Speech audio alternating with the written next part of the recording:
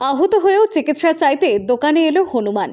বিরল দৃশ্য দেখে হতবাক বসিরহাট। বিরল ঘটনার সাক্ষী থাকলো বসিরহাটের মাটিয়া থানার বেকি বাজার। দুর্ঘটনায় কেটে বাদ গিয়েছে বাম হাত, তার উপর বাম পায়ের রক্তাক্ত ক্ষত। সেই যন্ত্রণা সইতে না পেরে একেবারে সোজা ওষুধের দোকানে হাজির হলো হনুমান। মঙ্গলবার সকালে এমন অভূতপূর্ব ঘটনা চোখের সামনে দেখতে ভিড় জমালেন বসিরহাটের মাটিয়া থানার বেকি বাজারের মানুষজন। এলাকায় থাকা গ্রামীণ চিকিৎসক ডাক্তার আরফিনের দোকানের সামনে গিয়ে স্থির হয়ে দাঁড়ায় আহত হনুমানটি। চোখে মুখে কাতর আকুতি, যেন বলছে বাঁচাও আমাকে। ডাক্তার আরফিন ও স্থানীয় মন্টু মণ্ডল মিলে তার ক্ষতস্থান পরিষ্কার করে ওষুধ লাগিয়ে ব্যান্ডেজ করে দেন। চিকিৎসা চলাকালীন হনুমানের শান্ত ব্যবহার উপস্থিত সকলকে অবাক করে দেয়। আসার পরে ও দেখলাম এখানে পায়ে কাটা আছে, কেটে যাওয়ার পরে ওষুধ করে খাওয়ালাম, খাওয়ালাম, এই ওষুধটা লাগালাম, লাগিয়ে এখন একটু সুস্থ আছে।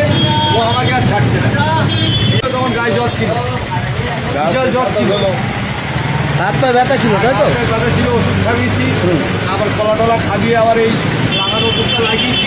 কীভাবে গেলে মনে হচ্ছে আমরা নিজেরা লড়াই করেছি। অনুমান চিকিৎসা পাওয়ার পর আনন্দে দোকানের সামনেই বসে থাকে হনুমানটি। স্থানীয়রা তাকে কলা খাইয়ে আদর করেন।